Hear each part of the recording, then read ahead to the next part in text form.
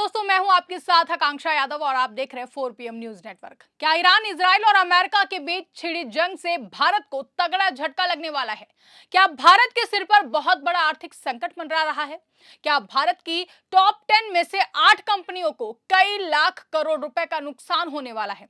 इस वक्त middle east सुलग रहा है, लेकिन इसकी आग सिर्फ ईरान, इजराइल, अमेरिका और अरब देशों तक ही सीमित नहीं है, बल्कि अब लग रहा है कि इसके चलते कई देशों की अर्थव्यवस्था भी खाक हो सकती है।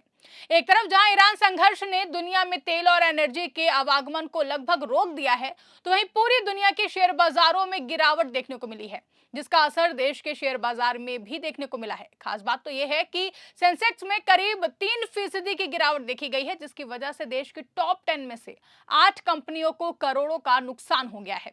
वहीं ईरान युद्ध से भारत पर कई और बड़े आर्थिक खतरे सर पर मंडराते हुए देखे जा रहे हैं। तो कैसे ईरान इजराइल जंग से भारत को करोड़ों का नुकसान हो गया है और आने वाले दिनों में कौन से बड़े खतरे मंडरा रहे हैं, सब कुछ आपको अपने से स्पेशल रिपोर्ट में बताएंगे।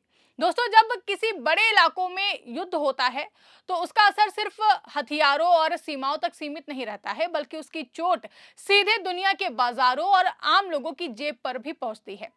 इस बार भी कुछ ऐसा ही होता दिखाई दे रहा है। ईरान, इजराइल और अमेरिका के बीच जारी टकराव ने पूरी दुनिया के शेयर बाजारों को हिलाकर रख दिया है। एशिया से लेकर यूरोप और अमेरिका तक निवेशकों में घबराहट साफ तौर पर दिखाई दे रही है और उसी का असर भारत के शेयर बाजार में भी दिखा है। बीते कारोबारी हफ्ते में भारतीय शेयर बाजार में करीब 3% की गिरावट दर्ज की गई है। इस गिरावट का सबसे बड़ा असर सेंसेक्स पर देखने को मिला है। सेंसेक्स करीब 3% तक टूट गया है और इसके साथ ही निवेशकों की भारी संपत्ति डूब गई है। आंकड़ों के मुताबिक सिर्फ एक कारोबारी हफ्ते में ही शेयर बाजार निवेशकों के करीब 15 लाख करोड़ रुपए से ज्यादा डूब चुके हैं। ये गिरावट बताती है कि मिडिल ईस्ट में चल रही जंग ने निवेशकों के भरोसे को किस तरीके से हिला कर रख दिया है। इस गिरावट का सबसे बड़ा असर देश की बड़ी कंपनियों पर पड़ा है।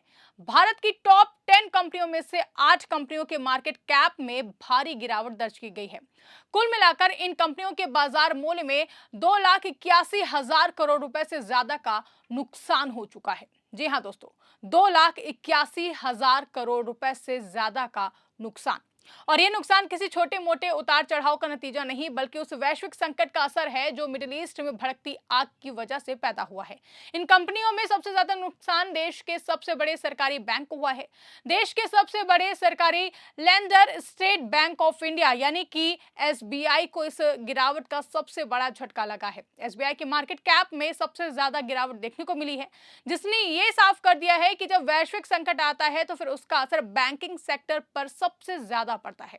हालांकि इस पूरी गिरावट के बीच 2 कंपनियां ऐसी भी रही हैं जिन्हें नुकसान नहीं बल्कि फायदा हुआ है। भारत की सबसे बड़ी कंपनी रिलायंस इंडस्ट्रीज के मार्केट कैप में इस दौरान बढ़ोतरी देखने को मिली है। आज सत्ता की आंखों में आंख डालकर पत्रकारिता करना मुश्किल हो गया है। हम पर मुकदमों से लेकर चैनल को बंद करने का दबाव बनाया जा रहा है। मुश्किल दौर है, लेकिन हम हार नहीं मानेंगे। इसीलिए 4 PM को ज्यादा से ज्यादा ज्वाइन करें और स्वतंत्र पत्रकारिता को जिंदा रखने के लिए जितना हो सके हमारा आर्थिक सहयोग करें। उम्मीद है कि आपके सपोर्ट से ये जंग भी हम जीत जाएंगे।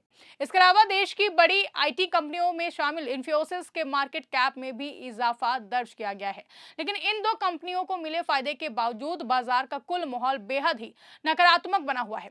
अब देखिए कि असल समस्या सिर्फ शेयर बाजार की गिरावट नहीं है, बल्कि असली खतरा उससे कहीं बड़ा है। मिडिल ईस्ट में जो युद्ध चल रहा है उसने दुनिया की ऊर्जा आपूर्ति को लगभग रोक कर रख दिया है। खास तौर पर तेल और गैस की सप्लाई पर इसका सीधा असर पड़ा है।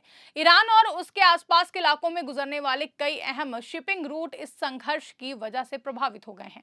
यही वजह है कि दुनिया भर में कच्चे तेल और गैस की कीमतों को लेकर चिंता बढ़ती जा रही है। इस संघर्ष का सबसे बड़ा असर होर्मुज़ स्ट्रेट पर पड़ा है। ये वही रास्ता है जहां से दुनिया के बड़े हिस्से में कच्चे तेल की सप्लाई होती है। अगर इस रास्ते में जरा भी रुकावट आती है तो उसका असर पूरी दुनिया की अर्थव्यवस्था पर पड़ता है। फिलहाल यही स्थिति बनती हुई दिखाई दे रही है। युद्ध की वजह से कच्चे तेल की सप्लाई पर दबाव बढ़ गया है और कीमतों में तेजी आने लगी है। इसके साथ ही शिपिंग भी बुरी तरीके से प्रभावित हुई है, लेकिन विशेषज्ञों का कहना है कि तेल और गैस से भी बड़ा खतरा कुछ और है। असली और लंबी अवधि का खतरा खाद यानी कि फर्टिलाइजर को लेकर है। युद्ध युद्ध के कारण उर्वरकों की सप्लाई पर बड़ा असर पड़ सकता है और यही चीज आने वाले समय में दुनिया के लिए बड़ा संकट बन सकती है। जानकारों का कहना है कि अगर युद्ध लंबा चलता है तो फर्टिलाइजर की सप्लाई बुरी तरह से प्रभावित हो सकती है। इससे कृषि उत्पादन पर सीधा असर पड़ेगा और आने वाले महीनों में खाद्य उत्पादन घट सकता है। जब उत्पादन घटेगा तो कीमतें बढ़ेंगी और महंगाई भी तेजी से बढ़ेगी। भारत के लिए यह खतरा और भी ज्यादा गंभीर है क्योंकि भारत बड़ी मात्रा में फर्टिलाइजर का आयात करता है। भारत की कृषि व्यवस्था काफी हद तक आयातित उर्वरकों पर निर्भर करती है। ऐसे में अगर सप्लाई बाधित होती है तो इसका सीधा असर किसानों और खाद्य उत्पादन पर पड़ेगा। मिडिल ईस्ट के कई देश दुनिया में फर्टिलाइजर के बड़े सप्लायर हैं। सऊदी अरेबिया, कतर, ओमान और यूनाइटेड अरब एमिरेट्स जैसे देश यूरिया, सल्फर और अमोनिया के बड़े उत्पादक और सप्लायर हैं। ये सभी चीजें खेती के लिए बेहद जरूरी होती हैं। इसके अलावा ईरान खुद अमोनिया का दुनिया का तीसरा सबसे बड़ा उत्पादक है।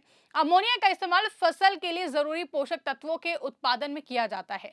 अगर युद्ध की वजह से ईरान और खाड़ी क्षेत्र में उत्पादन या फिर शिपमेंट प्रभावित होता है तो इसका असर सीधे दुनिया की कृषि व्यवस्था पर पड़ेगा। विशेषज्ञों का कहना है कि अगर ईरान और इजरायल के बीच ये युद्ध कई महीनों तक चलता है तो खाड़ी क्षेत्र में फर्टिलाइजर का उत्पादन और उसकी शिपिंग दोनों प्रभावित हो सकती है। इससे वैश्विक कृषि संकट पैदा हो सकता है, खासकर उस समय जब दुनिया भर के किसान नई फसल की बुआई की तैयारी कर रहे हैं। इसका असर पहले ही दिखाई देने लगा है। मिडिल ईस्ट में यूरिया की कीमतों में तेजी से बढ़ोतरी भी हो चुकी है। वहीं यूरोप में अमोनिया की कीमत करीब $725 प्रति टन तक पहुंच गई है। कई फर्टिलाइजर प्लांट्स में उत्पादन कम हो गया है और शिपिंग रूट अस्थिर हो गए हैं। यह स्थिति अगर लंबे समय तक बनी रहती है तो दुनिया भर में खाद्य संकट की स्थिति पैदा हो सकती है। भारत के लिए इस पूरे संकट के 4 बड़े खतरे बताए जा रहे हैं। पहला खतरा ट्रेड संकट का है। अगर शिपिंग रूट प्रभावित होते हैं तो भारत का आयात और निर्यात दोनों प्रभावित होंगे। दूसरा खतरा बेरोजगारी बढ़ने का है क्योंकि वैश्विक आर्थिक मंदी का असर उद्योगों और नौकरियों पर पड़ सकता है। तीसरा खतरा विदेशी मुद्रा भंडार में कमी का है। अगर भारत को महंगा तेल और फर्टिलाइजर आयात करना पड़ता है तो विदेशी मुद्रा भंडार पर दबाव बढ़ सकता है। चौथा और सबसे बड़ा खतरा एनर्जी सप्लाई का है। अगर तेल और गैस की सप्लाई बाधित होती है तो भारत जैसे ऊर्जा आयात करने वाले देश को बड़ा झटका लग सकता है। इस तरह मिडिल ईस्ट में जल रही युद्ध की आग अब धीरे धीरे दुनिया की अर्थव्यवस्था को अपनी चपेट में लेती हुई दिखाई दे रही है।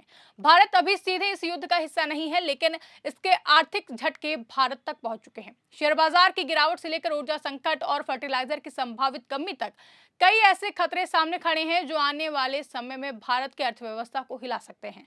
अगर ये युद्ध जल्द ही खत्म नहीं होता है तो आने वाले महीनों में इसका असर और भी ज्यादा गहरा हो सकता है।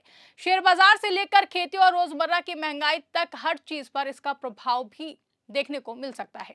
यही वजह है कि अब पूरी दुनिया की नजर इस संघर्ष पर टिकी हुई है, क्योंकि मिडिल ईस्ट की ये आग अगर और भड़कती है तो उसका धुआं पूरी दुनिया की अर्थव्यवस्था को और भी ज्यादा धूमिल कर सकता है और भी ज्यादा परेशान कर सकता है। फिलहाल इस मामले को लेकर आप क्या सोचते हैं, इस पर आपकी क्या राय है, कमेंट करके हमें जरूर बताइएगा। अगर वीडियो पसंद आई हो तो वीडियो को ज्यादा से ज्यादा लाइक और शेयर करना ना भूलें। चैनल पर नए हैं तो चैनल को सब्सक्राइब जरूर कर लें और देखते रहिए 4 PM न्यूज नेटवर्क।